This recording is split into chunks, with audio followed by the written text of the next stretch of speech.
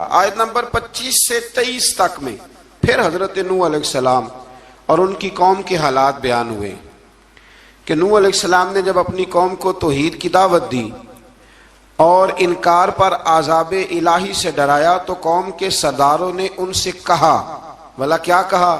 کہنے لگے آپ تو ہم جیسے بشر ہیں، تو ہماری طرح ہی ہیں آپ، اور آپ کے پیروکار پسماندہ یعنی غریب لوگ ہیں اور کم عقل لوگ ہیں۔ ہماری رائے میں آپ کو معاذ اللہ ہم پر کوئی فضیلت حاصل نہیں، بلکہ معاذ اللہ ثم معاذ اللہ۔ کہنے لگے آپ تو جھوٹے ہیں، اللہ کے نبی کو کہہ رہے ہیں معاذ اللہ، استغفر اللہ۔ نوح علیہ السلام نے جواب دیا کہ میں اپنے رب کی جانب سے واضح دلیل رکھتا ہوں اور اس نے مجھے رحمت سے نوازا ہے، لیکن تم میرے مقام کو سمجھنے کی صلاحیت نہیں رکھتے، تم اتنی صلاحیت رکھتے نہیں ہو۔ اور پھر ارشاد فرمایا کہ میں تم سے دعوت حق کے صلے میں کسی اجر کا طلبگار نہیں ہوں، اور نہ ہی میں اہل ایمان کو اپنے پاس سے دھتکارنے والا ہوں، اور میں نے یہ دعویٰ بھی نہیں کیا کہ میرے پاس اللہ کے خزانے ہیں، اور نہ میں از خود غیب جاننے والا ہوں، اور نہ ہی میں یہ کہتا ہوں کہ میں فرشتہ ہوں، نہ میں یہ کہتا ہوں کہ جن لوگوں کو تم اپنی نظروں میں حقیر جانتے ہو اللہ انہیں خیر سے نہیں نوازے گا۔ فرمایا یہ ٹھیک ہے کہ اللہ بشروں میں سے رسول بناتا ہے، پر جسے بناتا ہے پھر اسے بڑی شانیں عطا فرماتا ہے۔ پہلے دن سے انسان کا یہ مسئلہ ہے، پہلے دن سے انسان کا یہ مسئلہ ہے کہ وہ کہتا ہے میں انسان سے ہدایت حاصل کروں، لیکن رب نے بھی قانون بنایا ہے کہ اللہ تبارک و تعالیٰ بندے پر ہی وحی فرماتا ہے، فرشتوں اور جنوں کو اللہ نے اس منصب کے لیے منتخب نہیں فرمایا۔ قوم نوح نے کہا کہ آپ نے ہم سے بہت بحث کی معاذ اللہ، پس جس عذاب سے آپ ہمیں ڈرا رہے ہیں وہ لے آئیے۔ تو نوح علیہ السلام نے کہا کہ اللہ چاہے گا تو تم پر عذاب بھی آ جائے گا۔ آیت نمبر 37 سے 47 میں بتایا کہ اللہ تعالیٰ کی طرف سے نوح علیہ السلام کو حکم ہوا کہ ہماری نگرانی میں اور ہماری وحی کے مطابق آپ کشتی بنائیے، اور ظالموں کے بارے میں ہم سے کوئی بات نہ کریں۔ حضرت نوح کی خواہش تھی کہ یا اللہ انہیں بھی معاف کر دے، فرمایا یہ ظالم ہے تو میرے نبی ان کے بارے میں مجھ سے کوئی بات نہ کریں، وہ ضرور غرق ہو جائیں گے۔ پھر وہ کشتی بنانے لگے، اور جب ان کی قوم کے سردار ان کے پاس سے گزرتے تو ان کا مذاق اڑاتے۔ یہ آپ کیا کر رہے ہیں؟ آج بھی وزیر مشیر بڑے بڑے لوگ اللہ ماشاءاللہ دینداروں کا مذاق اڑاتے نہیں؟ اڑاتے ہیں کہ نہیں اڑاتے مذاق؟ یہ کن کا طریقہ ہے؟ یہ تو قرآن مجید کہہ رہا ہے کہ حضرت نوح کی قوم جو کافر تھی ان کا طریقہ ہے اہل ایمان کا مذاق اڑانا۔ تو وہ مذاق اڑانے لگے۔ نوح علیہ السلام نے کہا کہ وہ وقت آنے والا ہے کہ جب تمہارا مذاق اڑایا جائے گا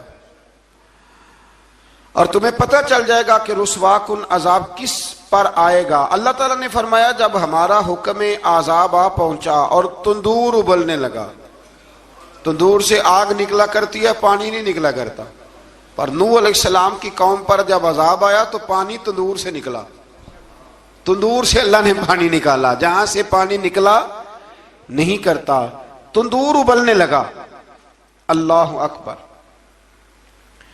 تو اللہ تبارک و تعالیٰ نے فرمایا تو ہم نے نوح علیہ السلام سے کہا کہ آپ خود اور اپنے گھر والوں کے ساتھ اس کشتی میں سوار ہو جائیں، اور اہل ایمان کو بھی سوار کر لیں، اور ہر چیز کے جوڑے یعنی نر اور مادہ کو سوار کر لیں۔ اور ان کے ساتھ ایمان والے بہت کام تھے۔ حضرت نوح علیہ السلام دعائیں پڑھتے ہوئے سوار ہو گئے۔ پھر کیا ہوا؟ کشتی انہیں پہاڑوں جیسی موجوں میں لے جا رہی تھی کہ نوح علیہ السلام الگ کھڑے ہوئے اپنے بیٹے سے فرمانے لگے اے بیٹے ہمارے ساتھ کشتی میں سوار ہو جا اور کافروں کے ساتھ نہ رہو۔ اس نے یعنی نوح علیہ السلام کے بیٹے نے کہا کہ میں آپ کے ساتھ نہیں بیٹھوں گا، ابھی کوئی پہاڑ آئے گا تو میں پہاڑ کی پناہ لے لوں گا۔ اگر کسی نیک آدمی کا بیٹا کبھی غلط نکل آیا تو اس کا مطلب یہ نہیں کہ اس نے تربیت ٹھیک نہیں کی، ہاں یہ اعتراض چھوڑ دیں، اس لیے کہ نوح علیہ السلام کا بیٹا کافر ہو گیا، اور جب سیلاب نظر آیا تو اس سے کہا کہ آجا سوار ہو جا، تو کہنے لگا میں نہیں بیٹھوں گا، میں تو کسی پہاڑ کی پناہ لے لوں گا اور میں اس کے اندر چھپ جاؤں گا اور وہ پہاڑ مجھے پانی سے بچا لے گا۔ نوح علیہ السلام نے کہا آج اللہ کے حکم کے سوا کوئی بچانے والا نہیں ہے سوائے اس کے جس پر اللہ رحم فرمائے۔ پھر ان دونوں کے درمیان موج حائل ہو گئی، ایسے ایک موج اٹھی اور حضرت نوح کا بیٹا ڈوب گیا. اور جب حضرت نوح کا بیٹا ڈوبا، اللہ کی طرف سے حکم ہوا اے زمین اپنا پانی نگل لے، اے آسمان تھم جا. پانی خوش ہو گیا، اللہ کا فیصلہ نافذ ہو گیا اور کشتی کوہ جودی پر ٹھہر گئی. نوح علیہ السلام نے اللہ سے التجا کی، کیا میرے پروردگار میرا بیٹا اور میرے اہل سے ہے اور تیرا وعدہ سچا ہے کہ تم میرے اہل کو بچا لے گا؟ اللہ نے فرمایا نوح وہ آپ کے اہل میں سے ہے ہی نہیں، وہ آپ کے اہل میں سے ہے ہی نہیں. اہل میں سے وہ ہوگا جو آپ کے طریقے پہ چلے گا، جو طریقے پہ نہ چلے وہ نسل میں سے ہے ہی نہیں، وہ ختم ہو گئی بات. اللہ اکبر. اس کے اعمال ٹھیک نہیں. جس بات کی حقیقت کا آپ کو معلوم نہ ہو اس کے بارے میں سوال نہ کریں. تو نوح علیہ السلام نے اللہ تعالیٰ سے اپنی اس اجتہادی خطا پر مغفرت اور رحم کی دعا کی. پھر طوفان نوح تھم جانے کے بعد وہ سلامتی کے ساتھ اتر گئے. اجتہادی خطا میں نے ایک لفظ بولا ہے. یہ اجتہادی خطا کا مطلب یہ ہے کہ بعض اوقات انبیاء سے ایسی باتیں سرزد ہو جاتی ہیں کہ جو تعلیم امت کے لیے ضروری ہوتی ہیں، تاکہ لوگوں کو پتہ چل جائے کہ اللہ کی بارگاہ میں توبہ کیسے کرنی. اگر وہ لوگ توبہ نہ کرتے تو ہمیں توبہ کے طریقے سمجھ میں، یعنی ان سے اجتہادی خطا ہو گئی، کہنے میں کرنے میں کوئی ایسی بات ہو گئی جو بظاہر اللہ تعالیٰ کی رضا والی، تو فوراً معافی مانگ لیتے تھے. لیکن اب امتی اٹھ کے کہے کہ نبی گناہ گار ہے معاذ اللہ. حضرت آدم نے دعا مانگی تھی نا، ربنا ظلمنا انفسنا، اے اللہ ہم نے اپنی جانوں پر ظلم کیا. انہوں نے کہا تھا تو اگر کوئی بندہ حضرت آدم کو ظالم کہے گا تو کافر ہو جائے گا. تو اگر وہ کہے کہ وہ تو خود کہہ رہے ہیں، ایک بندہ اڑ جاتا ہے کہتے ہیں جو خود کہہ رہے ربنا ظلمنا، تو خدا کے بندے وہ اللہ کے نبی ہیں، وہ رب سے کہہ رہے ہیں، وہ عاجزی کے طور پر کہہ رہے ہیں. کچھ لوگ اڑ جاتے کہتے ہیں خود حضور نے کہا ہے جی انا بشر مثلکم، میں تمہاری طرح کا بشر ہوں، خود نبی پاک نے کہا ہے. عجیب بیوقوف بندے ہو. نبی کریم تو کہہ سکتے ہیں پر امتی اٹھ کے نہیں کہہ سکتا. اس نے تو کہنا ہے وہ حبیب اللہ ہیں، اس نے تو کہنا ہے وہ قیامت میں شفاعت کرنے والے ہیں. امتی نے تو کہنا ہے وہ سارے نبیوں کے سردار ہیں، وہ امام الانبیاء ہیں. امتی وہ لفظ ادا کرے گا جو اس کے بنتے ہیں. اب کوئی بندہ اٹھ کے کہہ دے، دیکھے نا ایک بہت بڑا عالم تقریر کرتے ہوئے کہے جی میں تو ان پڑھ آدمی ہوں، تو اس کا شاگرد کہے کہ استاد جی قسم اٹھائے ہاں آپ نے تقریر میں کہا نہیں میں ان پڑھ ہوں، آپ تو ان پڑھ ہے. تو یہ بات ادب ہے کہ بے ادبی ہے؟ چلیں اس سے آگے چلتے ہیں، یہ بھی ذرا مشکل سے سمجھ میں آئے گی. ایک اور بات جو جلدی سمجھ میں آ جائے گی. ایم این اے جب اعلان کرتا ہے، تقریر کرتا ہے، الیکشن لڑتا ہے تو کہتا نہیں میں قوم کا خادم ہوں. کہتے ہیں نا کہ میں قوم کا خادم. سے آپ کیا کچھ کراتے ہو؟ سارے کام کراتے ہیں نا. خادم کو بندہ یہ بھی کہہ لیتا ہے کہ جھاڑو دے دے گلی میں، کہتے ہو کہ نہیں کہتے؟ تو اس نے بھی تو سپیکر میں کہا میں خادم ہوں. کہو اس سے کہ جھاڑو دے گلی میں آ کے، پھر پتہ کیا حال ہوگا. جھاڑو تو نہیں آئے گا اور ہو سکتا ہے کچھ ہے آ جائے. تو اس لیے اب کوئی بندہ کہ جی انہوں نے خود کہا ہے، تو ایک کچھ پوری جماعت ہے لوگوں کی جو بات کو سمجھتی نہیں. کہتے ہیں خود کہا ہے میں بشر ہوں، انہوں نے خود کہا میں غیب نہیں جانتا، انہوں نے خود کہا میرے پاس خزانہ کوئی نہیں، انہوں نے خود کہا میرے پاس کوئی شے نہیں. تو اس لیے آپ سمجھیں کسی کے لفظوں پر اگر آپ گرا لگا کے بیٹھیں گے تو پھر اس سے بے ادبی ہوگی. تو نوح علیہ السلام نے اللہ سے اپنی اجتہادی خطا کی معافی مانگی. اب حضرت نوح کو کوئی خطا کار کہے گا تو بہت بڑا مجرم بن جائے گا، اس لیے کہ وہ اللہ کے نبی ہیں.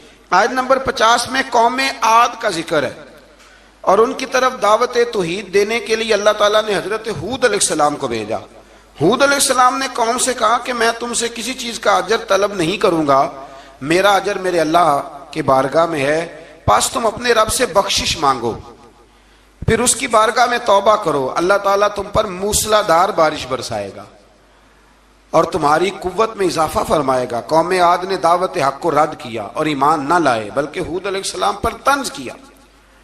وہ کہنے لگے کہ ہمارے تو معبودوں نے، ہمارے بتوں نے معاذ اللہ آپ کو پاگل بنا دیا ہے، آپ کو مجنون بنا دیا ہے. الٹا حضرت ہود کو کہنے لگے اس لیے آپ ایسی باتیں کرتے ہیں.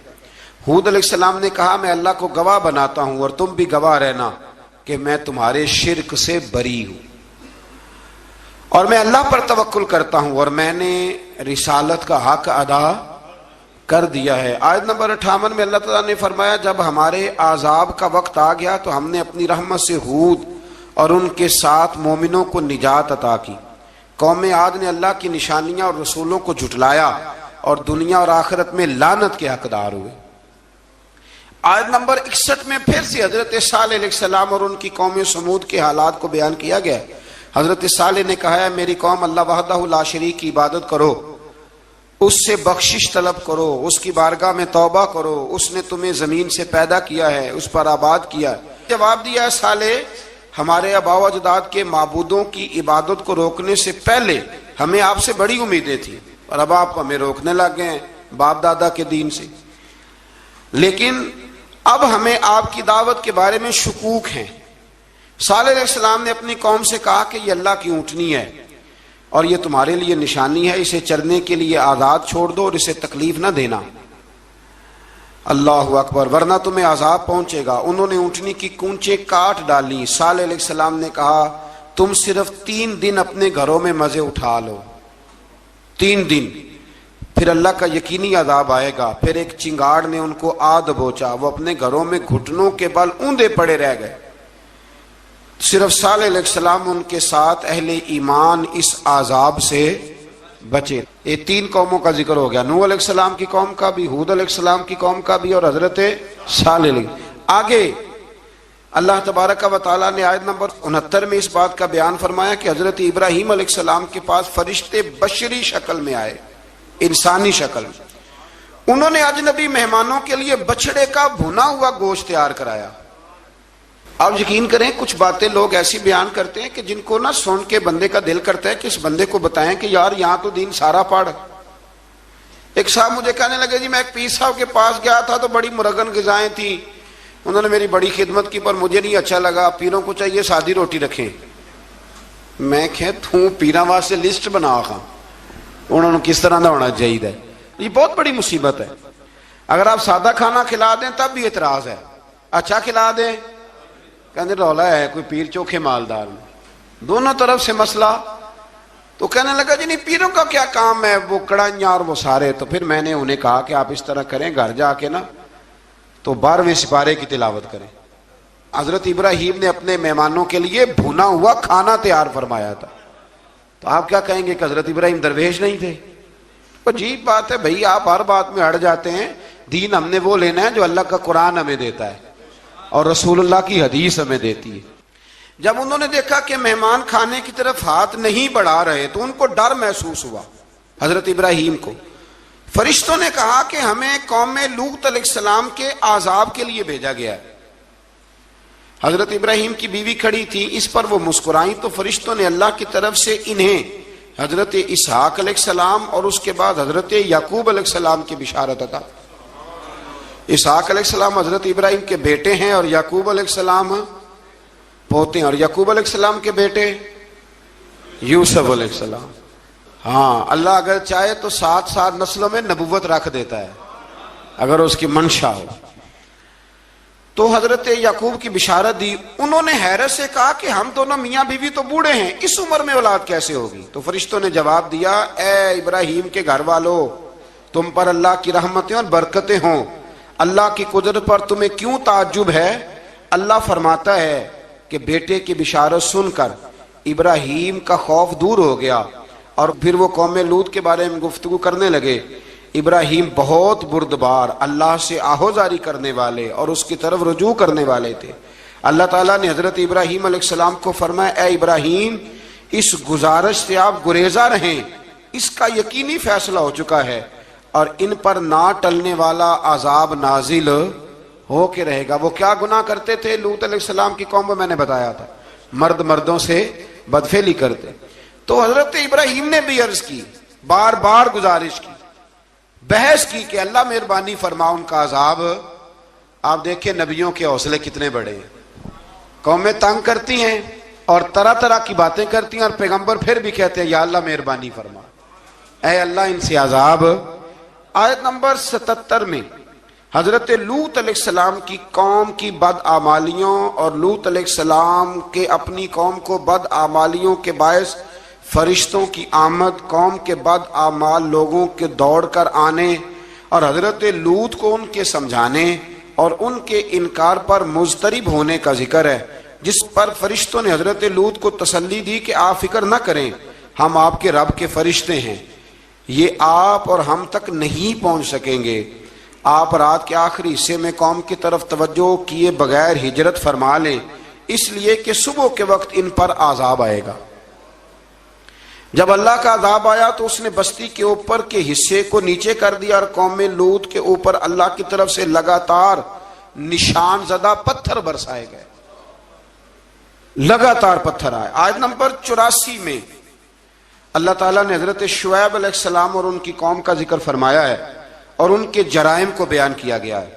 وہ ناپ تول میں کمی کرتے تھے، دوسروں کو چیزیں کم تول کر دیتے تھے۔ اللہ تعالیٰ نے ان سے فرمایا کہ فساد فی الارض سے باز آؤ اور اپنے سے پہلے سرکش امتوں کا انجام دیکھ لو۔ جب حضرت شعیب کی نصیحتوں کا ان پر اثر نہ ہوا تو پھر اللہ تعالیٰ نے انہیں بھی عذاب سے ہلاک کر دیا۔ آیت نمبر 94 میں فرمایا کہ جب ہمارا عذاب آیا تو ہم نے اپنی رحمت سے حضرت شعیب اور ان پر ایمان لانے والوں کو بچا لیا، اور ظالموں کو ایک زبردست چنگاڑ نے پکڑ لیا تو صبح وہ اپنے گھروں میں اوندے منہ پڑے تھے، گویا وہ کبھی وہاں آباد تھے ہی نہیں۔ آیت نمبر 96 میں حضرت موسیٰ علیہ السلام کو عطا کیے جانے والے 9 معجزات کا ذکر ہے۔ پھر فرعون اور اس کے پیروکاروں کے باطل روش کے باعث ان کی ہلاکت کا بھی ذکر فرمایا، اور دنیا اور آخرت میں انہیں ملعون یعنی لعنتی قرار دیا۔ جن بستیوں کو اللہ تعالیٰ نے ہلاک کیا ان میں سے بعض کے آثار موجود ہیں اور بعض کے آثار تک معدوم ہو چکے۔ ان میں سے ہر بستی والے اپنے ظلم کے باعث ہی ہلاک ہوئے۔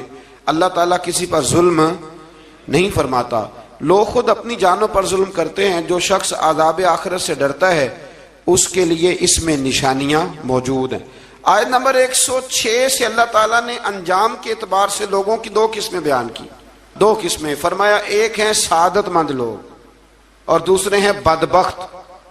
فرمایا بدبختوں کا ٹھکانہ جہنم ہے جس میں وہ ہمیشہ رہیں گے، اور نیک بختوں کا ٹھکانہ جنت ہے، وہ ہمیشہ اسی میں رہیں گے، اور ان کے لیے اللہ کی طرف سے نا ختم ہونے والی عطائیں۔ آیت نمبر 110 میں حضور صلی اللہ علیہ وسلم کو تسلی دی گئی کہ جس طرح یہ لوگ قرآن کے بارے میں اختلاف کرتے ہیں، اسی طرح قوم موسیٰ نے تورات کے بارے میں بھی اختلاف کیا تھا، اور اللہ نے ان کے اعمال کا پورا بدلہ انہیں دیا۔ آیت نمبر 112 سے سرکشی کو چھوڑ کر احکامات دین پر استقامت اختیار کرنے اور ظالموں کے ساتھ میل جول رکھنے سے بچنے کا حکم دیا گیا ہے، اور فرمایا کہ ظالموں سے میل جول کا انجام دوزخ کی آگ ہے۔ ہم لوگ نہ شکوہ کرتے ہیں، کسی حکومت کو بنے ہوئے 6 مہینے گزرتے ہیں تو شکوہ شروع ہو جاتا ہے، حالانکہ وہ خود تو نہیں نہ بنتے، ان کو کوئی بنانے والا ہے۔ تو ظالم کا جو مددگار ہوتا ہے وہ بھی ظالم ہوتا ہے، اس لیے احتیاط کریں۔ اور یہ صرف سیاستدانوں کی بات نہیں، دنیا کے ہر معاملے میں آپ غور کریں کہ آپ کسی ظالم کے مددگار تو نہیں۔ اللہ تعالی ہمیں حق پر استقامت عطا فرمائے۔ آیت نمبر 114 میں دن کے دونوں طرفوں میں اور ابتدائی رات کے کچھ حصے میں اللہ تعالیٰ نے نماز قائم کرنے کا حکم دیا ہے۔ رات کے کچھ حصے میں بھی نماز پڑھنی چاہیے، اور یہ بھی بتایا کہ بے شک نیکیاں گناہوں کو مٹا دیتی ہیں، اور یہ نصیحت قبول کرنے والوں کے لیے نصیحت ہے۔ آیت نمبر 120 میں اللہ تعالیٰ نے فرمایا کہ ہم آپ صلی اللہ علیہ وسلم کو رسولوں کی تمام خبریں آپ کے دل کی تسکین اور تقویت کے لیے بیان کرتے ہیں، اور ان میں مومنوں کے لیے نصیحت اور عبرت ہے کہ ان ساری باتوں سے عبرت پکڑ لو۔ بچہ صرف وہی جو اللہ کے نبیوں کے طریقے پہ چلا اور نبیوں کے ساتھ رہا، باقی بچ سکے نہیں۔ اللہ تعالیٰ کی طرف سے توحید و رسالت اور وقوع قیامت کے دلائل بھی ہیں۔ آیت نمبر 123 میں فرمایا کہ آسمانوں اور زمینوں میں سب غیب اللہ ہی کے ساتھ مختص ہیں، اور ہر کام اسی کی طرف لوٹایا جاتا ہے۔ آپ اسی کی عبادت کیجئے، اسی پر توکل کیجئے، اور آپ کا رب لوگوں کے اعمال سے غافل نہیں ہے۔ اسی پارے میں نا آگے سورۃ یوسف شروع ہو رہی ہے۔ اس کو اللہ تعالیٰ نے کہا ہے کہ یہ بڑا پیارا قصہ ہے، احسن القصص کا، قصوں میں سونا قصہ۔ تو یہ کچھ 12ویں پارے میں اور کچھ 13ویں پارے میں ہے۔ میں نے یہ ارادہ کیا ہے کہ یہ ایک ہی دن پوری بیان کی جائے۔ مزید اللہ تعالیٰ نے فرمایا کہ تخلیق کائنات کا مقصد انسان کے خیر و شر کی آزمائش ہے، اس کے بعد کافروں کے حیات بعد الموت کو سحر قرار دینا۔ وہ کہتے تھے یہ جادو ہے، تو جادو قرار دینے اور ان کی سرکشی کا بیان ہے کہ عذاب میں تاخیر کو احسان شمار کرنے کی بجائے مسلمانوں کو تانے دیتے ہیں کہ عذاب کو کس چیز نے روک رکھا ہے۔ آگے چل کے انسان کی خود غرضی کو بیان کیا اللہ تعالیٰ، فرمایا کہ اللہ تعالیٰ کسی انسان کو کوئی نعمت عطا کرتا ہے تو وہ اس پر شکر گزار نہیں ہوتا، لیکن اگر نعمت چھن جانے پر تو پھر نا امید اور ناشکرا ہو جاتا ہے۔ ملی تھی تو پھر اس نے شکر ادا، چلی گئی تو بڑے شکوے کر رہا ہے۔ اسی طرح اگر مصیبت کے بعد کوئی نعمت ملے تو انسان اتراتا ہے، شیخی بھکارتا ہے، البتہ جو ہر حال میں صابر شاکر رہے اور عمل صالح کرے تو ان کے لیے بخشش ہے اور بڑا اجر ہے۔ اللہ تعالیٰ نے اپنے نبی پاک صلی اللہ علیہ وسلم کو تسلی کے لیے فرمایا کہ کفار طرح طرح کی فرمائشیں کرتے ہیں، کہتے ہیں کہ آپ پر کوئی خزانہ کیوں نازل نہیں کیا گیا، آپ اور آپ کے صحابہ غربت میں وقت گزارتے ہیں تو معاذ اللہ یہ وہ طعنہ دیتے تھے کہ کوئی خزانہ کیوں نہیں نازل کیا گیا، اور آپ کی تائید کے لیے فرشتہ کیوں نہ اترا۔ آپ اس پر تنگ دل نہ ہوں، آپ کا کام تو صرف لوگوں کو عذاب الہی سے ڈرانا ہے۔ اس صورت میں بھی قرآن کریم کے کلام الہی ہونے کا انکار کرنے والوں کو چیلنج دیا گیا ہے کہ اپنے تمام حمیتیوں کو ملا لو اور قرآن پاک جیسی 10 صورتیں بنا کے دکھاؤ، لیکن بنا سکتے؟ آیت نمبر 15 میں ارشاد فرمایا کہ دنیا اور اس کی زینت کے طلبگاروں کو ان کے اعمال کا اجر اسی دنیا میں مل جائے گا، لیکن آخرت میں پھر ان کا کوئی حصہ نہیں ہوگا، اجر آخرت کے اعتبار سے ان کے اعمال باطل ہو جائیں گے۔ آیت نمبر 17 میں قرآن کی حقانیت کا انکار کرنے والوں کے لیے نار جہنم کی وعید کا ذکر ہے، اور قرآن کے اللہ کی جانب سے حق ہونے اور بغیر کسی شک کے اس پر ایمان لانے کا ذکر ہے۔ اس کے بعد اللہ تعالیٰ پر جھوٹ باندھنے والوں اور اللہ کے رستے سے روکنے والوں کا ذکر کیا گیا کہ قیامت کے دن ان پر گواہ پیش ہوں گے کہ یہ اپنے رب پر جھوٹ باندھتے تھے، اور ان پر اللہ کی لعنت، ان کے لیے دوہرے عذاب اور آخرت میں ان کی یقینی ناکامی کا ذکر ہے۔ یہاں ایک بات آپ سے بھی عرض کروں، ہم بھی کئی دفعہ نا بھولے پن میں کہہ دیتے اللہ نے یہ بھی تو فرمایا نا جی قرآن میں، تو جب تک آپ پڑھ نہیں لیتے یا سن نہیں لیتے تب تک یہ جملہ بولنے کی ضرورت ہے۔ اسی طرح نبی پاک علیہ السلام نے فرمایا جس نے مجھ پر جھوٹ باندھا، جھوٹی حدیث بیان کی، وہ میں نے کہا ہی نہیں تھا پر اس نے جھوٹی حدیث بیان کی، تو حضور فرماتے اس نے حدیث نہیں سنائی بلکہ اپنا جہنم کے اندر مکان بنا لیا ہے۔ تو قرآن و سنت کے معاملے میں جس چیز کا علم نہ ہو، جس کی پوری خبر نہ ہو، آپ اس کے حوالے سے کوئی بات کر سکتے؟ احتیاط کریں، بہت احتیاط کریں۔ آیت نمبر 23 میں بتایا کہ جو ایمان لائے اور جنہوں نے نیک کام کیے اور اپنے رب کے حضور عاجزی کی تو یہ لوگ ہمیشہ جنت میں رہیں گے۔ مزید فرمایا کہ مومن اور کافر کی مثال ایسی ہے جیسے اندھا اور بینا، مومن گویا دیکھنے والا ہے اور کافر گویا اندھا ہے اور بہرا اور سننے کی صلاحیت رکھنے والا۔ آیت نمبر 25 سے 23 تک میں پھر حضرت نوح علیہ السلام اور ان کی قوم کے حالات بیان ہوئے کہ نوح علیہ السلام نے جب اپنی قوم کو توحید کی دعوت دی اور انکار پر عذاب الہی سے ڈرایا تو قوم کے سرداروں نے ان سے کہا، بھلا کیا کہا؟ کہنے لگے آپ تو ہم جیسے بشر ہیں، تو ہماری طرح ہی ہیں آپ، اور آپ کے پیروکار پسماندہ یعنی غریب لوگ ہیں اور کم عقل لوگ ہیں، ہماری رائے میں آپ کو معاذ اللہ ہم پر کوئی فضیلت حاصل نہیں، بلکہ معاذ اللہ ثم معاذ اللہ۔ کہنے لگے آپ تو جھوٹے ہیں، اللہ کے نبی کو کہہ رہے ہیں معاذ اللہ، استغفر اللہ۔ نوح علیہ السلام نے جواب دیا کہ میں اپنے رب کی جانب سے واضح دلیل رکھتا ہوں اور اس نے مجھے رحمت سے نوازا ہے، لیکن تم میرے مقام کو سمجھنے کی صلاحیت نہیں رکھتے، تم اتنی صلاحیت رکھتے نہیں ہو۔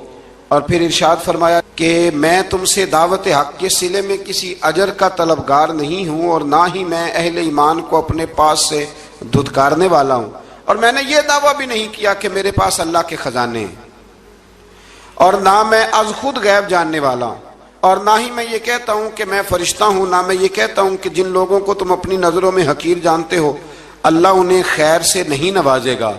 فرمایا یہ ٹھیک ہے کہ اللہ بشروں میں سے رسول بناتا ہے، پر جسے بناتا ہے پھر اسے بڑی شانیں عطا فرماتا ہے۔ پہلے دن سے انسان کا یہ مسئلہ ہے، پہلے دن سے انسان کا یہ مسئلہ ہے کہ وہ کہتا ہے میں انسان سے ہدایت حاصل کروں، لیکن رب نے بھی قانون بنایا ہے کہ اللہ تبارک و تعالیٰ بندے پر ہی وحی فرماتا ہے، فرشتوں اور جنوں کو اللہ نے اس منصب کے لیے منتخب نہیں فرمایا۔ قوم نوح نے کہا کہ آپ نے ہم سے بہت بحث کی معاذ اللہ، پس جس عذاب سے آپ ہمیں ڈرا رہے ہیں وہ لے آئیے۔ تو نوح علیہ السلام نے کہا کہ اللہ چاہے گا تو تم پر عذاب بھی آ جائے گا۔ آیت نمبر 37 سے 47 میں بتایا کہ اللہ تعالیٰ کی طرف سے نوح علیہ السلام کو حکم ہوا کہ ہماری نگرانی میں اور ہماری وحی کے مطابق آپ کشتی بنائیے، اور ظالموں کے بارے میں ہم سے کوئی بات نہ کریں۔ حضرت نوح کی خواہش تھی کہ یا اللہ انہیں بھی معاف کر دے، فرمایا یہ ظالم ہے تو میرے نبی ان کے بارے میں مجھ سے کوئی بات نہ کریں، وہ ضرور غرق ہو جائیں گے۔ پھر وہ کشتی بنانے لگے، اور جب ان کی قوم کے سردار ان کے پاس سے گزرتے تو ان کا مذاق اڑاتے۔ یہ آپ کیا کر رہے ہیں؟ آج بھی وزیر مشیر بڑے بڑے لوگ اللہ ماشاءاللہ دینداروں کا مذاق اڑاتے نہیں؟ اڑاتے ہیں کہ نہیں اڑاتے مذاق؟ یہ کن کا طریقہ ہے؟ یہ تو قرآن مجید کہہ رہا ہے کہ حضرت نوح کی قوم جو کافر تھی ان کا طریقہ ہے اہل ایمان کا مذاق اڑانا۔ تو وہ مذاق اڑانے لگے۔ نوح علیہ السلام نے کہا کہ وہ وقت آنے والا ہے کہ جب تمہارا مذاق اڑایا جائے گا اور تمہیں پتہ چل جائے گا کہ رسوا کن عذاب کس پر آئے گا۔ اللہ تعالیٰ نے فرمایا جب ہمارا حکم عذاب آ پہنچا اور تندور ابلنے لگا، تندور سے آگ نکلا کرتی ہے، پانی نہیں نکلا کرتا، اور نوح علیہ السلام کی قوم پر جب عذاب آیا تو پانی تندور سے نکلا، تندور سے اللہ نے پانی نکالا، جہاں سے پانی نکلا نہیں کرتا، تندور ابلنے لگا۔ اللہ اکبر۔ تو اللہ تبارک و تعالیٰ نے فرمایا تو ہم نے نوح علیہ السلام سے کہا کہ آپ خود اور اپنے گھر والوں کے ساتھ اس کشتی میں سوار ہو جائیں اور اہل ایمان کو بھی سوار کر لیں، اور ہر چیز کے جوڑے یعنی نر اور مادہ کو سوار کر لیں، اور ان کے ساتھ ایمان والے بہت کام تھے۔ حضرت نوح علیہ السلام دعائیں پڑھتے ہوئے سوار ہو گئے۔ پھر کیا ہوا؟ کشتی انہیں پہاڑوں جیسی موجوں میں لے جا رہی تھی کہ نوح علیہ السلام الگ کھڑے ہوئے اپنے بیٹے سے فرمانے لگے اے بیٹے ہمارے ساتھ کشتی میں سوار ہو جا اور کافروں کے ساتھ نہ رہو۔ اس نے یعنی نوح علیہ السلام کے بیٹے نے کہا کہ میں آپ کے ساتھ نہیں بیٹھوں گا، ابھی کوئی پہاڑ آئے گا تو میں پہاڑ کی پناہ لے لوں گا۔ اگر کسی نیک آدمی کا بیٹا کبھی غلط نکل آئے تو اس کا مطلب یہ نہیں کہ اس نے تربیت ٹھیک نہیں کی، ہاں یہ اعتراض چھوڑ دیں، اس لیے کہ نوح علیہ السلام کا بیٹا کافر ہو گیا، اور جب سیلاب نظر آیا تو اس سے کہا کہ آجا سوار ہو جا، تو کہنے لگا میں نہیں بیٹھوں گا، میں تو کسی پہاڑ کی پناہ لے لوں گا اور میں اس کے اندر چھپ جاؤں گا اور وہ پہاڑ مجھے پانی سے بچا لے گا۔ نوح علیہ السلام نے کہا آج اللہ کے حکم کے سوا کوئی بچانے والا نہیں ہے سوائے اس کے جس پر اللہ رحم فرمائے۔ پھر ان دونوں کے درمیان موج حائل ہو گئی، ایسے ایک موج اٹھی اور حضرت نوح کا بیٹا ڈوب گیا۔ اور جب حضرت نوح کا بیٹا ڈوبا اللہ کی طرف سے حکم ہوا اے زمین اپنا پانی نگل لے، اے آسمان تھم جا، پانی خوش ہو گیا، اللہ کا فیصلہ نافذ ہو گیا اور کشتی کوہ جودی پر ٹھہر گئی۔ نوح علیہ السلام نے اللہ سے التجا کی کیا میرے پروردگار میرا بیٹا اور میرے اہل سے ہے اور تیرا وعدہ سچا ہے کہ تو میرے اہل کو بچا لے گا۔ اللہ نے فرمایا نوح وہ آپ کے اہل میں سے ہے ہی نہیں، وہ آپ کے اہل میں سے ہے ہی نہیں، اہل میں سے وہ ہوگا جو آپ کے طریقے پہ چلے گا، جو طریقے پہ نہ چلے وہ نسل میں سے ہے ہی نہیں، وہ ختم ہو گئی بات۔ اللہ اکبر۔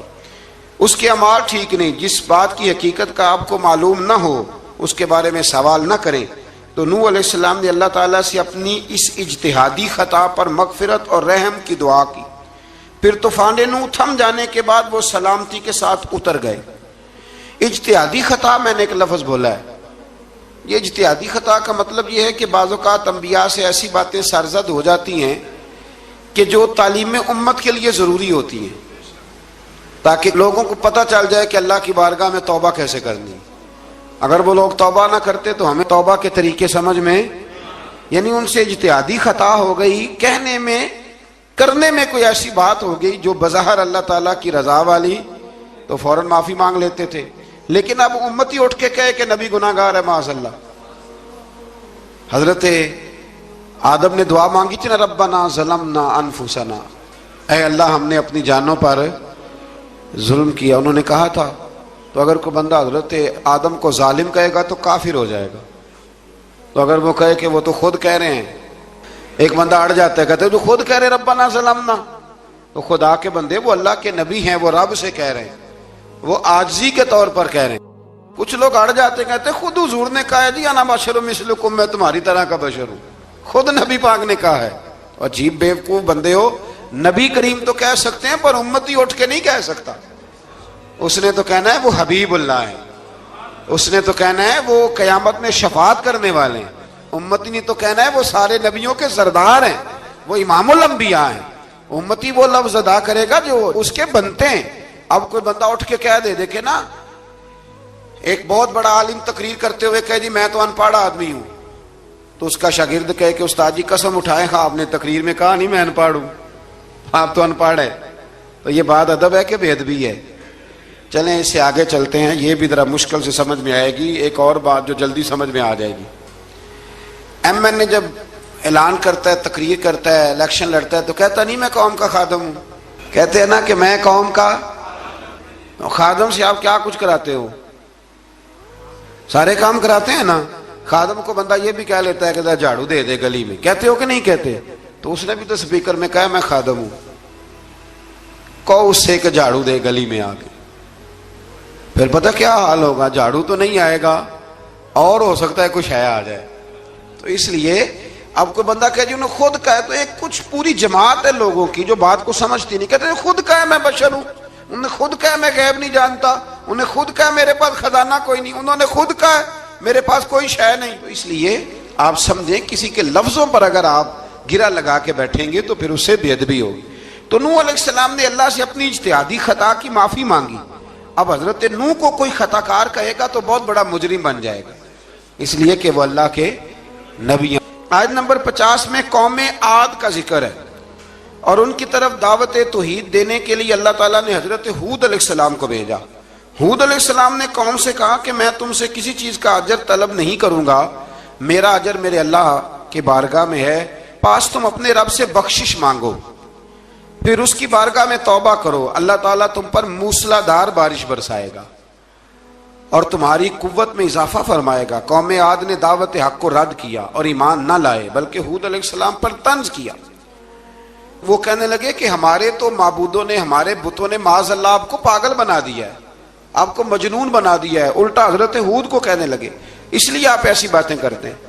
ہود علیہ السلام نے کہا میں اللہ کو گواہ بناتا ہوں اور تم بھی گواہ رہنا کہ میں تمہارے شرک سے بری ہوں اور میں اللہ پر توکل کرتا ہوں اور میں نے رسالت کا حق ادا کر دیا ہے. آیت نمبر 58 میں اللہ تعالیٰ نے فرمایا جب ہمارے عذاب کا وقت آ گیا تو ہم نے اپنی رحمت سے ہود اور ان کے ساتھ مومنوں کو نجات عطا کی.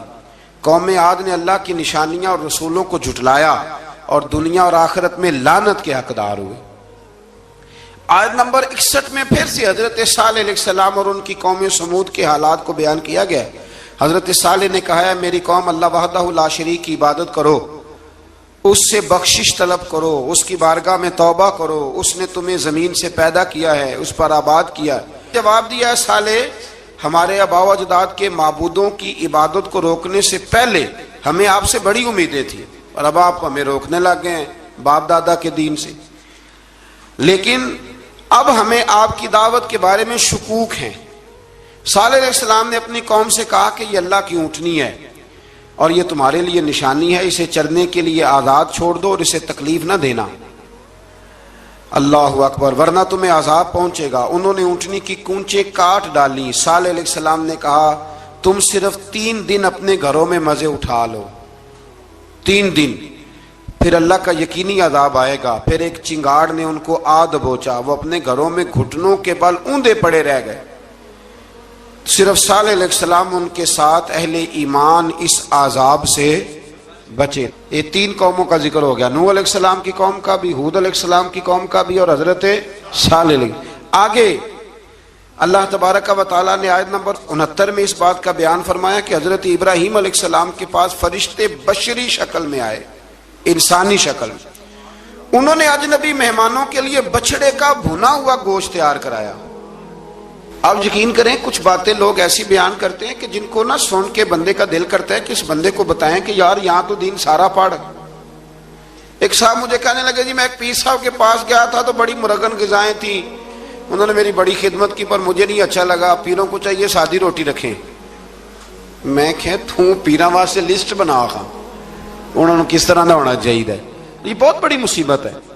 اگر آپ سادہ کھانا کھلا دیں تب بھی اعتراض ہے، اچھا کھلا دیں کہنے رولا ہے کوئی پیر چوکھے مالدار، دونوں طرف سے مسئلہ۔ تو کہنے لگا جی نہیں پیروں کا کیا کام ہے، وہ کڑائیاں اور وہ سارے۔ تو پھر میں نے انہیں کہا کہ آپ اس طرح کریں، گھر جا کے نا تو 12ویں سپارے کی تلاوت کریں۔ حضرت ابراہیم نے اپنے مہمانوں کے لیے بھونا ہوا کھانا تیار فرمایا تھا۔ تو آپ کیا کہیں گے کہ حضرت ابراہیم درویش نہیں تھے؟ عجیب بات ہے بھائی، آپ ہر بات میں اڑ جاتے ہیں۔ دین ہم نے وہ لینا ہے جو اللہ کا قرآن ہمیں دیتا ہے اور رسول اللہ کی حدیث ہمیں دیتی ہے۔ جب انہوں نے دیکھا کہ مہمان کھانے کی طرف ہاتھ نہیں بڑھا رہے تو ان کو ڈر محسوس ہوا۔ حضرت ابراہیم کو فرشتوں نے کہا کہ ہمیں قوم لوط علیہ السلام کے عذاب کے لیے بھیجا گیا ہے۔ حضرت ابراہیم کی بیوی کھڑی تھی، اس پر وہ مسکرائیں تو فرشتوں نے اللہ کی طرف سے انہیں حضرت اسحاق علیہ السلام اور اس کے بعد حضرت یعقوب علیہ السلام کی بشارت عطا۔ اسحاق علیہ السلام حضرت ابراہیم کے بیٹے ہیں اور یعقوب علیہ السلام پوتے ہیں، اور یعقوب علیہ السلام کے بیٹے یوسف علیہ السلام۔ ہاں اللہ اگر چاہے تو 7 نسلوں میں نبوت رکھ دیتا ہے اگر اس کی منشا ہو۔ تو حضرت یعقوب کی بشارت دی۔ انہوں نے حیرت سے کہا کہ ہم دونوں میاں بیوی تو بوڑھے ہیں، اس عمر میں اولاد کیسے ہوگی؟ تو فرشتوں نے جواب دیا اے ابراہیم کے گھر والو، تم پر اللہ کی رحمتیں اور برکتیں ہوں، اللہ کی قدرت پر تمہیں کیوں تعجب ہے؟ اللہ فرماتا ہے کہ بیٹے کی بشارت سن کر ابراہیم کا خوف دور ہو گیا اور پھر وہ قوم لوط کے بارے میں گفتگو کرنے لگے۔ ابراہیم بہت بردبار، اللہ سے آہوزاری کرنے والے اور اس کی طرف رجوع کرنے والے تھے۔ اللہ تعالیٰ نے حضرت ابراہیم علیہ السلام کو فرمایا اے ابراہیم اس گزارش سے آپ گریزہ رہیں، اس کا یقینی فیصلہ ہو چکا ہے اور ان پر نہ ٹلنے والا عذاب نازل ہو کے رہے گا۔ وہ کیا گناہ کرتے تھے؟ لوط علیہ السلام کی قوم میں نے بتایا تھا، مرد مردوں سے بدفعلی کرتے۔ تو حضرت ابراہیم نے بھی عرض کی، بار بار گزارش کی، بحث کی کہ اللہ مہربانی فرما ان کا عذاب۔ آپ دیکھیں نبیوں کے حوصلے کتنے بڑے ہیں، قومیں تنگ کرتی ہیں اور طرح طرح کی باتیں کرتی ہیں اور پیغمبر پھر بھی کہتے ہیں یا اللہ مہربانی فرما، اے اللہ ان سے عذاب۔ آیت نمبر 77 میں حضرت لوط علیہ السلام کی قوم کی بدعمالیوں اور لوط علیہ السلام کے اپنی قوم کو بدعمالیوں کے باعث فرشتوں کی آمد، قوم کے بدعمال لوگوں کے دوڑ کر آنے اور حضرت لوط کو ان کے سمجھانے اور ان کے انکار پر مضطرب ہونے کا ذکر ہے، جس پر فرشتوں نے حضرت لوط کو تسلی دی کہ آپ فکر نہ کریں، ہم آپ کے رب کے فرشتے ہیں، یہ آپ اور ہم تک نہیں پہنچ سکیں گے۔ آپ رات کے آخری حصے میں قوم کی طرف توجہ کیے بغیر ہجرت فرما لیں، اس لیے کہ صبح کے وقت ان پر عذاب آئے گا۔ جب اللہ کا عذاب آیا تو اس نے بستی کے اوپر کے حصے کو نیچے کر دیا اور قوم لوط کے اوپر اللہ کی طرف سے لگاتار نشان زدہ پتھر برسائے گئے، لگاتار پتھر آئے۔ آیت نمبر 84 میں اللہ تعالیٰ نے حضرت شعیب علیہ السلام اور ان کی قوم کا ذکر فرمایا ہے اور ان کے جرائم کو بیان کیا گیا ہے۔ وہ ناپ تول میں کمی کرتے تھے، دوسروں کو چیزیں کم تول کر دیتے تھے۔ اللہ تعالیٰ نے ان سے فرمایا کہ فساد فی الارض سے باز آؤ اور اپنے سے پہلے سرکش امتوں کا انجام دیکھ لو۔ جب حضرت شعیب کی نصیحتوں کا ان پر اثر نہ ہوا تو پھر اللہ تعالیٰ نے انہیں بھی عذاب سے ہلاک کر دیا۔ آیت نمبر 94 میں فرمایا کہ جب ہمارا عذاب آیا تو ہم نے اپنی رحمت سے حضرت شعیب اور ان پر ایمان لانے والوں کو بچا لیا اور ظالموں کو ایک زبردست چنگاڑ نے پکڑ لیا تو صبح وہ اپنے گھروں میں اوندے منہ پڑے تھے، گویا وہ کبھی وہاں آباد تھے ہی نہیں۔ آیت نمبر 96 میں حضرت موسیٰ علیہ السلام کو عطا کیے جانے والے 9 معجزات کا ذکر ہے۔ پھر فرعون اور اس کے پیروکاروں کے باطل روش کے باعث ان کی ہلاکت کا بھی ذکر فرمایا اور دنیا اور آخرت میں انہیں ملعون یعنی لعنتی قرار دیا۔ جن بستیوں کو اللہ تعالیٰ نے ہلاک کیا ان میں سے بعض کے آثار موجود ہیں اور بعض کے آثار تک معدوم ہو چکے۔ ان میں سے ہر بستی والے اپنے ظلم کے باعث ہی ہلاک ہوئے۔ اللہ تعالیٰ کسی پر ظلم نہیں فرماتا، لوگ خود اپنی جانوں پر ظلم کرتے ہیں۔ جو شخص عذاب آخرت سے ڈرتا ہے اس کے لیے اس میں نشانیاں موجود ہیں۔ آیت نمبر 106 سے اللہ تعالیٰ نے انجام کے اعتبار سے لوگوں کی دو قسمیں بیان کی، دو قسمیں فرمایا، ایک ہیں سعادت مند لوگ اور دوسرے ہیں بدبخت۔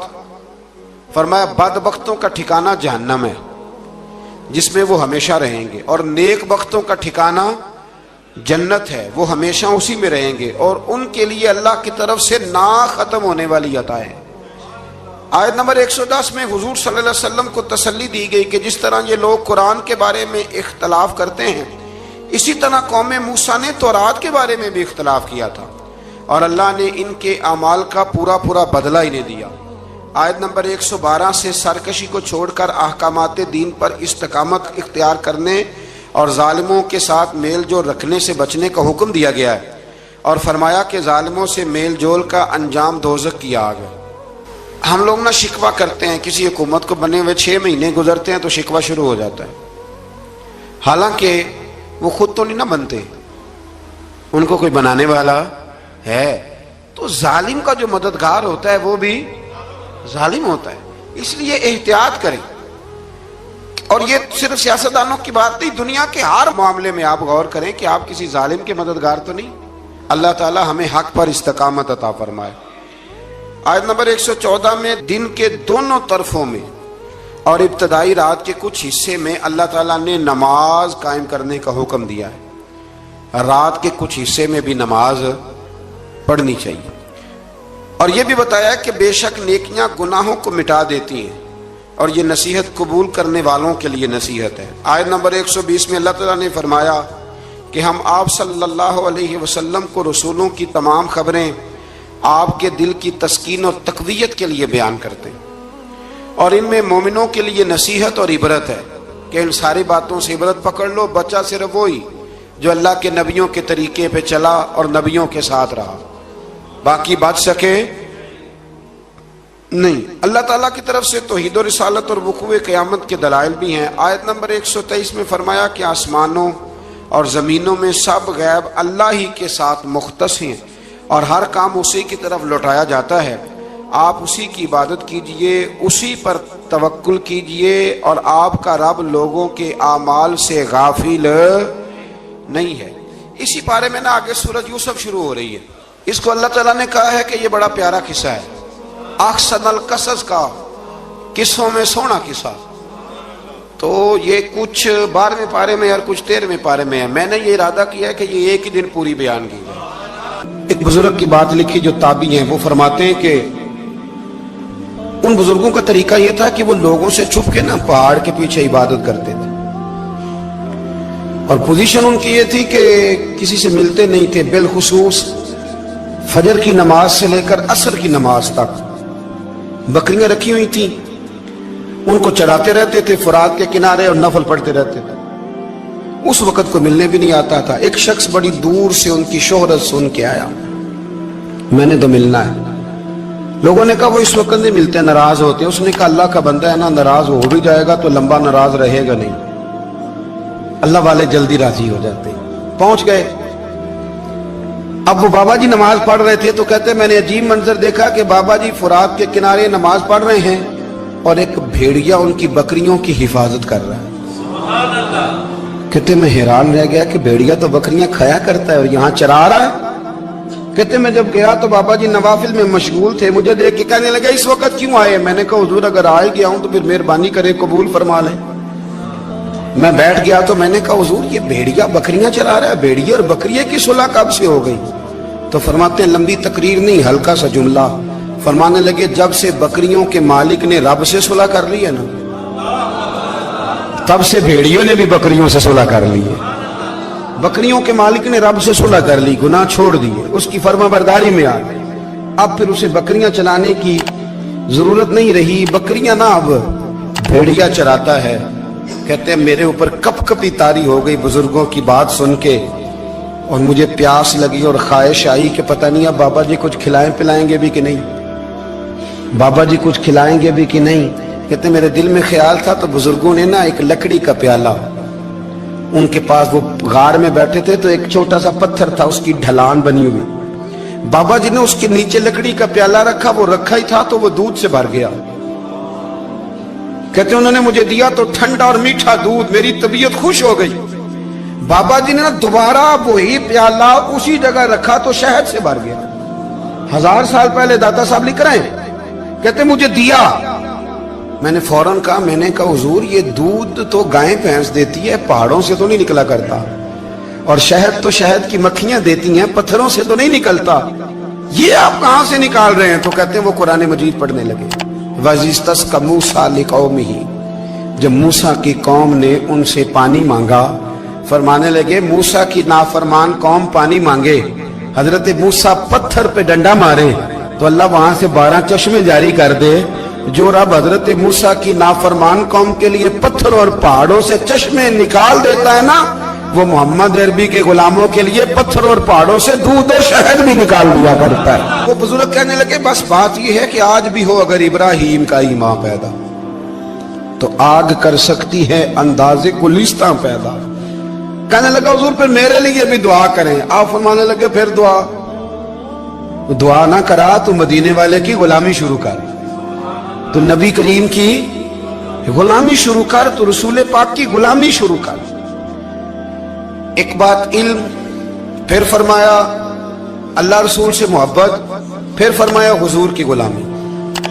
इससे सारे मुकाशिफात खुलेंगे, इससे सारे मुशाहदात खुलेंगे, इसी से करामतें मिलेंगी, इसी से मकबूलियत होगी, इसी से अल्लाह नबी की बारगाह में दर्जा मिलेगा। फिर दाता साहब आगे बढ़ते और दाता साहब फरमाते सूफिया की एक जमात है जो कहती है हमने तो कभी अपनी जुबान पर दुख बयान ही नहीं किए, हर शय अपने रब रसूल के हवाले कर दी, हर शय अल्लाह रसूल के।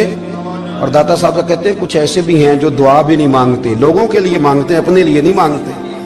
आप दुआ क्यों नहीं मांगते? तो कहते हैं अल्लाह को तो पता ही है हमें क्या चाहिए, उसे तो पता ही है। एक बुजुर्ग की बात लिखी है दाता साहब ने, मेरी जमात में ना मिजाज है करामतों का, मुझे वो सारी बातें भी आती हैं कि एक बंदा कराची से आया, दाता साहब हाजिरी दी तो उसकी लॉटरी निकल आई, ये भी मुझे आती है, लिखी पढ़ी है मैंने, किताबों में है ये भी। एक बंदा, ये सारी बातें ना आती हैं करामतों में, बड़ी सारी चीजें लोग बयान करते हैं कि मैं वहां आया और मैंने हाजिरी दी तो मौज लग गई, ये सारी बातें आती हैं। हमारे पुराने बुजुर्ग और भी किस्से सुनाया करते थे, सारी हमें चीजों का पता, पर जो उन्वान है ना वो हजरत शेख अबू नूर कहते हैं कि एक बंदा दाता साहब के मजार पे घूम रहा था, दाता 10 रुपए दे, 10 रुपए दे, 10 रुपए दे। तो एक बंदा बड़ी देर से उसे देख रहा था, वो कहने लगा दाता ने तुझे क्या देना है?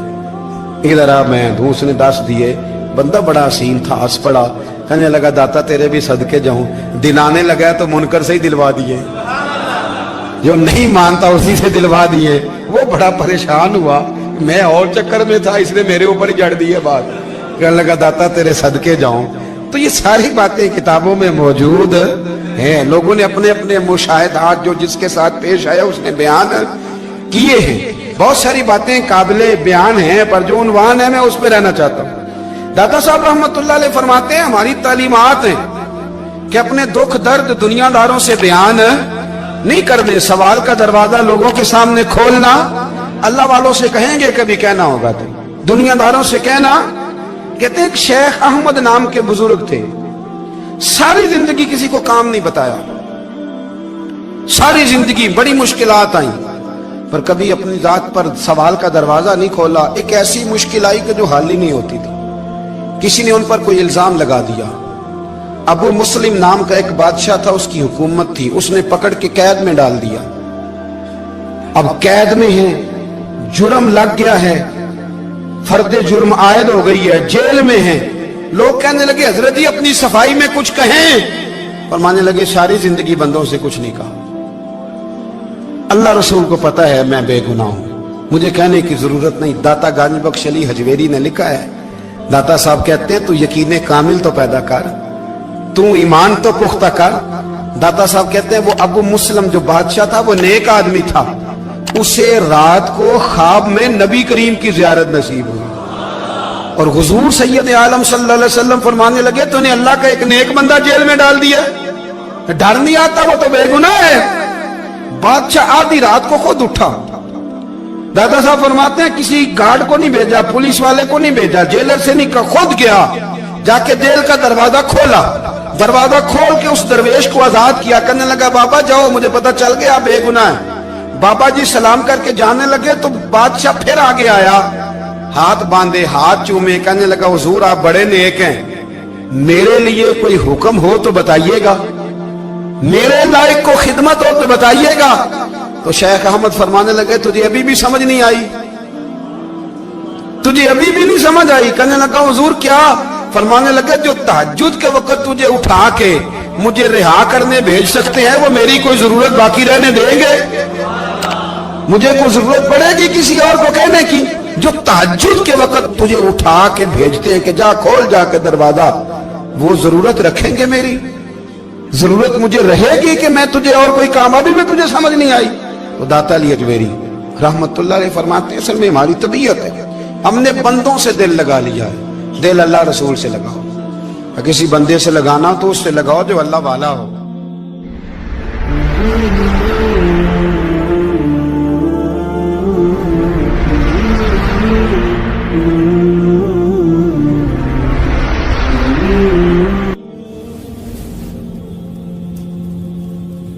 ये वाला रंग तेरे अंदर कोई नहीं। अबू सुफियान आए उन दिनों जिन दिनों हालात बड़े कठिन थे, इख्तलाफ शिद्दत का था। अबू सुफियान आए हुजूर की बारगाह में। आए किस लिए? मक्के में कहत पड़ गया है, बारिश नहीं होती।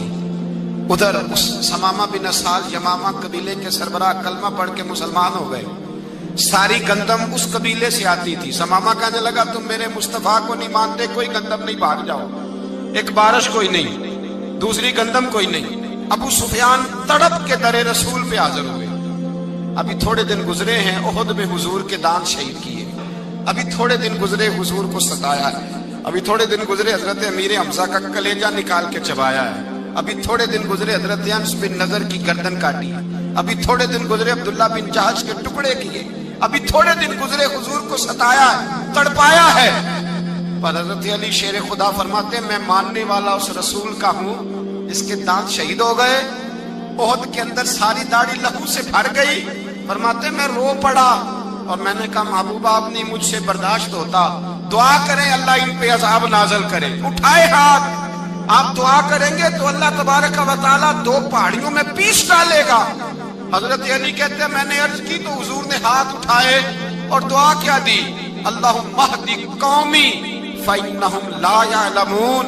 ऐ अल्लाह मेरी कौम को हिदायत दे दे, ये जानते नहीं ये क्या कर रहे हैं। अल्लाह इन्हें हिदायत दे। ये इखलाक हसना का मेयार। थोड़े दिन पहले हुजूर के साथ ये रवैया। अबू सुफियान अब बेहाल हो गए, बच्चे भूख से मरने लगे, जानवर प्यास से मरने लगे। अबू सुफियान छुपता छुपाता कहने लगा चारा कोई नहीं, मुस्तफा के पास जाना ही पड़ेगा। अबू सुफियान मदीने पहुंच गए। जब पहुंचे ना तो अबू सुफियान की अपनी साहिबजादी हजरत उम्मे हबीबा उम्मुल मोमिनीन थी, रसूलुल्लाह की ज़ौजा थी। अबू सुफियान जब आए तो हजरत उम्मे हबीबा के पास सीधे उनके घर गए बेटी से मिलने। हुजूर का बिस्तर बिछा हुआ था। हजरत उम्मे हबीबा हुजूर की ज़ौजा उम्मुल मोमिनीन बिस्तर बिछा है। अबू सुफियान बैठने लगे। जनाब उम्मे हबीबा कहने लगी अब्बा जी ठहर जाएं। वो ठहरे तो बिस्तर समेट दिया।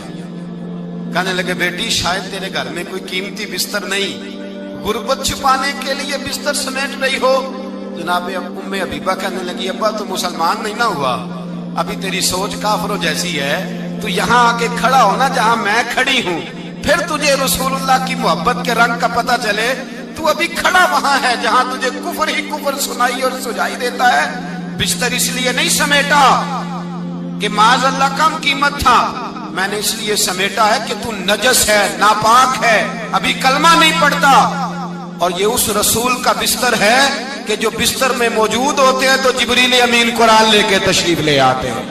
तेरा वजूद इस काबिल नहीं कि यहाँ बिठाया जाए। नबी पाक सल्लल्लाहु अलैहि वसल्लम की बारगाह तक अबू सुफियान आए। अबू सुफियान कहते मुझे उम्मीद नहीं थी, अभी सोच नहीं ना बदली थी। कहते मुझे उम्मीद नहीं थी, मेरा ख्याल था वो शिकवे करेंगे, शिकायतें करेंगे, वो कहेंगे तुमने भी तो बड़ा कुछ किया है ना।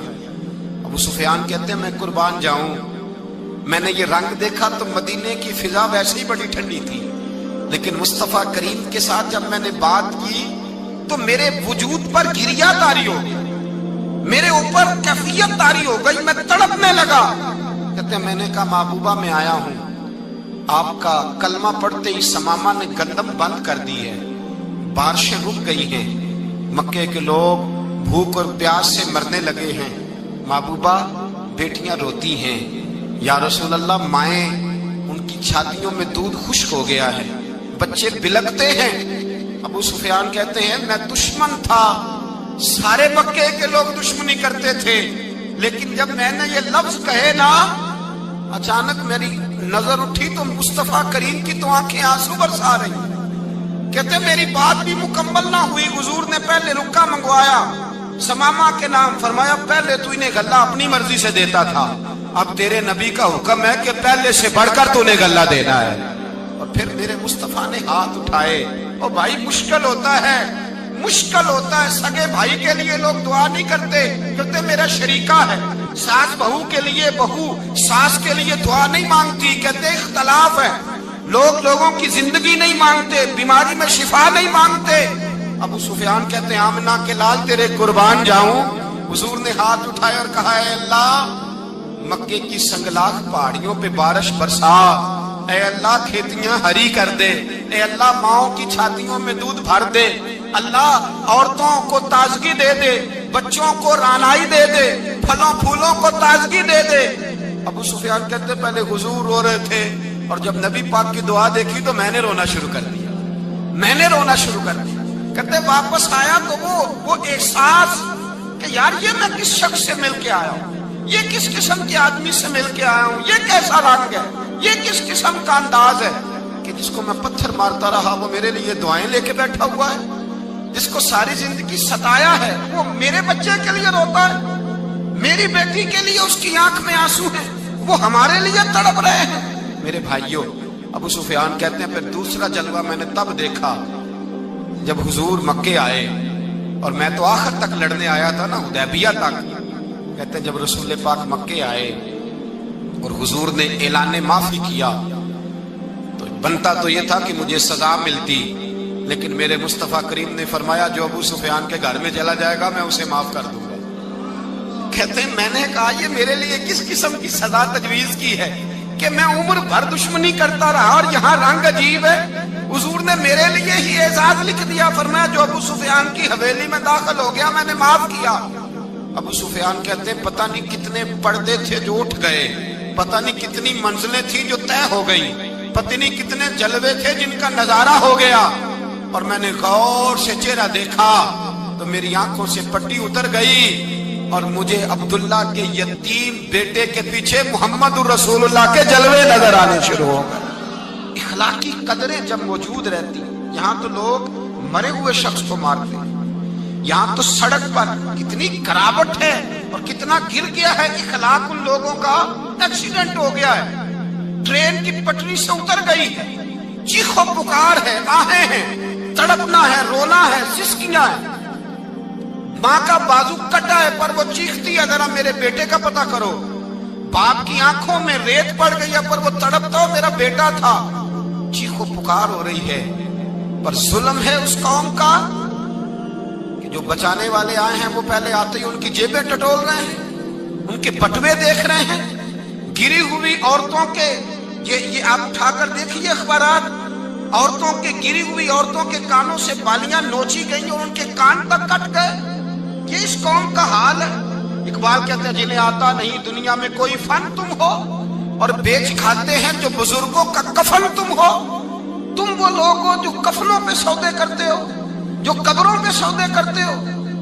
یہ لوگ تجارتیں کرتے ہیں، اخلاقی پستی کا یہ عالم کہ لوگ قبروں پہ سجدے کرتے ہیں، بیٹے بیچ کے دہیز خریدتے ہیں۔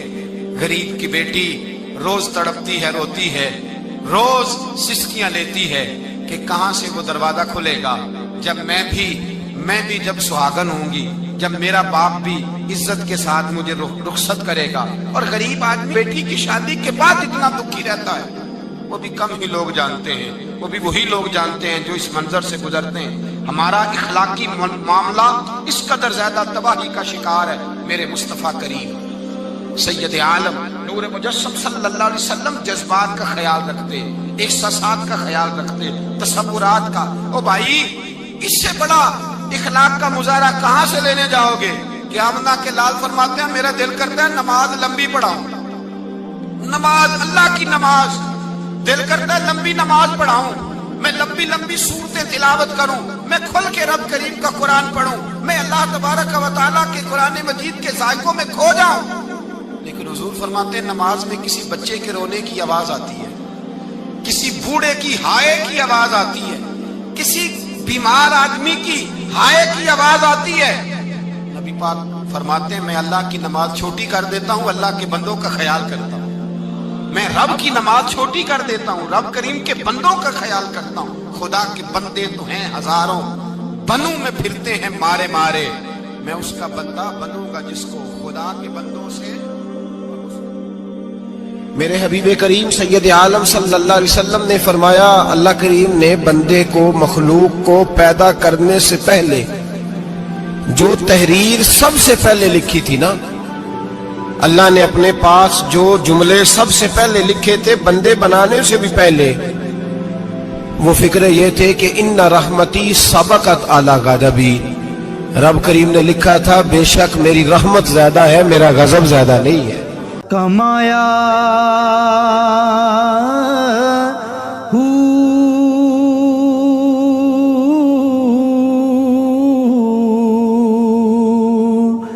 نام بھج